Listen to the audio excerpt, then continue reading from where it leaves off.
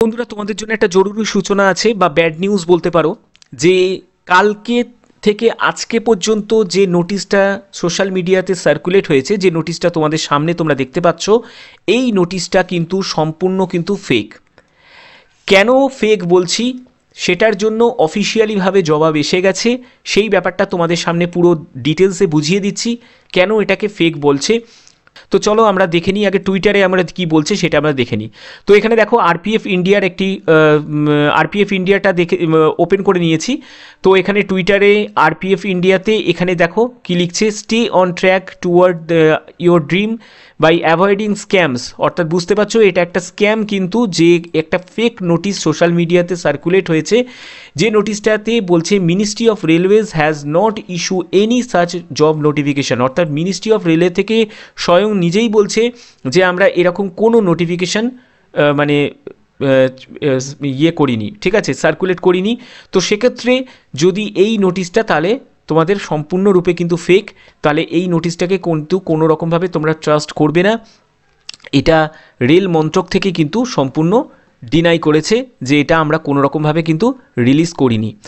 তো যাই হোক, এবং তোমাদের আরেকটা জায়গা থেকে আমি দেখিয়ে দিই, পিআইবি থেকে একবার দেখিয়ে দিই। পিআইবি, আচ্ছা, পিআইবি থেকে দেখো, পিআইবি ফ্যাক্ট চেকের জায়গাটাও দিয়েছে। দেখো, এ hashtag fake notice issue in name railway ministry regarding recruitment of sub inspector and constable railway protection force is circulating on social media। অর্থাৎ বুঝতে পারছো এটা সোশ্যাল মিডিয়াতে এটা সার্কুলেট করেছে একই রকম একটি নোটিশ, যেখানে তোমাদের দেখতে পাচ্ছ এখানে ফেক বলে একটা স্ট্যাম্প কিন্তু দেয়া আছে। অর্থাৎ এই যে নোটিশটা, যেটা নোটিশটা নিয়ে যে এত হাইপ উঠেছিল, তো সেই নোটিশটা কিন্তু সম্পূর্ণরূপে ফেক। তো এটা কেন হচ্ছে? রেলের এই ধরনের খামতির জন্যই কিন্তু এই ধরনের যে নোটিশগুলো কিন্তু মানে ছেলে মেয়েদের মধ্যে ভ্রম তৈরি করার জন্যই কিন্তু এরকম সার্কুলেট করা হচ্ছে। তো এই ব্যাপারটা কিন্তু কোনো না কোনো কারণে রেল কিন্তু দায়ী।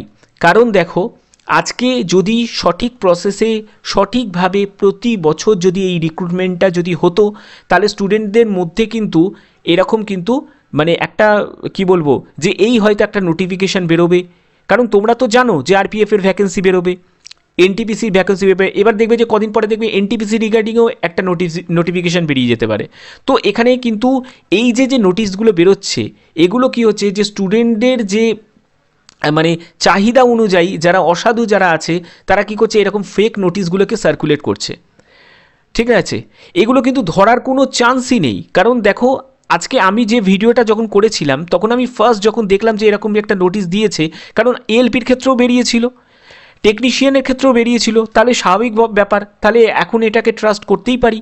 তার জন্য দেখলাম যে না, আরপিএফের ক্ষেত্রেও তাহলে বেরিয়েছে, এবং আমি নয়, এবং শয় ইউটিউবার পর্যন্ত এটা নিয়ে পুরো রীতিমতো ভিডিও থেকে আরম্ভ করে প্রত্যেকে ট্রাস্ট করেছিলাম, এবং ট্রাস্ট না করার তো কোনো চান্সই নেই। কারণ একটা নোটিফিকেশান বেরোনোর আগে কি হয়, যে এমপ্লয়মেন্ট যে নিউজ যে পেপার আছে সেখানে কিন্তু এর বেরিয়ে যায়, ঠিক আছে, যেটা 2রা মার্চ কিন্তু বলেছিল বেরোবে। তো সেক্ষেত্রে আগাম একটা বেরিয়ে যায়, কিন্তু শর্ট নোটিশ বেরিয়ে যায়। তো সেক্ষেত্রে তুমি ধরবে এটা কী করে, যে এটা ভুল কি ঠিক, ঠিক না? তো সেক্ষেত্রে এটা ট্রাস্ট অনেকেই করেছিল, তার জন্যই এটার ওপর ভিডিও করা হয়েছিল। তো এবার ব্যাপারটা হচ্ছে যে এই জায়গাটা এমনভাবে তৈরি হয়েছে যে আজকে এসএসসির ক্ষেত্রে তো এই জিনিসটা হয় না।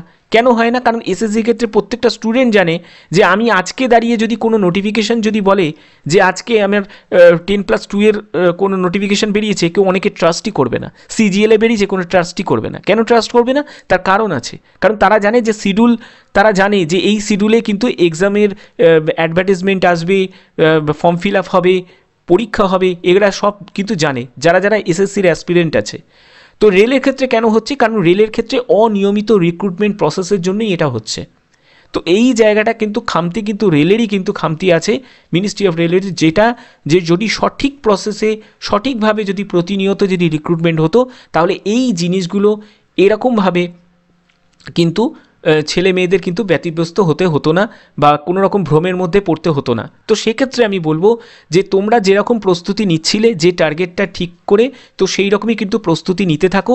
আর একটা কথা তোমাদের বলবো, আজকে আমি সন্ধে 6টা 6:30 নাগাদই কিন্তু আমি একটা ভিডিও কিন্তু পোস্ট করেছি। তো এই ভিডিওটা তোমরা কিন্তু চাইলে দেখে আসতে পারো। এটা আরপিএফ রিগার্ডিং অনেকগুলো গুরুত্বপূর্ণ তথ্য, যেখানে তোমাদের কাস্ট সার্টিফিকেট সেটি স্টেট সার্টিফিকেট না সেন্ট্রাল সার্টিফিকেট লাগবে। তারপরে হচ্ছে তোমাদের আরও অনেকগুলো টপিকগুলোকে আমি কভার করেছি, যেখানে গুরুত্বপূর্ণ তথ্য রিলেটেড আরপিএফের সেই ভিডিওটার মাধ্যমে তোমরা পাবে। তোমরা চাইলে ওই ভিডিওটা দেখে আসতে পারো, একবার দেখে আসো, তোমাদের সম্পূর্ণ ডাউট ক্লিয়ার হয়ে যাবে। ওটাকে আমি স্লাইড করে করে করে করে বুঝিয়েছি, ঠিক আছে? তোমাদের সবই প্রয়োজনীয় তথ্য, এবং সবথেকে বড় কথা মেডিকেল স্ট্যান্ডার্ডটাও কিন্তু বোঝানো আছে, যেখানে B1 ক্যাটাগরি মেডিকেল স্ট্যান্ডার্ড। যখনই ভ্যাকেন্সি বেরোক না কেন, এগুলো যে তথ্যগুলো তোমাদের সামনে আমি তুলে ধরেছি, সেই তথ্যগুলো কিন্তু কোনো রকমভাবেই কিন্তু চেঞ্জ হবে না, ওগুলো কিন্তু সেগুলোই থাকবে, ঠিক আছে? তো সেক্ষেত্রে তোমরা নিশ্চিন্তে থাকতে পারো এবং যাও গিয়ে ভিডিওটা দেখে এসো। তো আশা করি তোমাদের এই ভিডিওর মাধ্যমে তোমাদের বুঝিয়ে দিতে পারলাম যে এই নোটিশটাকে কিন্তু কোনো রকমভাবে তোমরা ট্রাস্ট করবে না, এই নোটিশটা সম্পূর্ণরূপে ফেক। তো চলো, আজকের মতো এটুকুই, টাটা।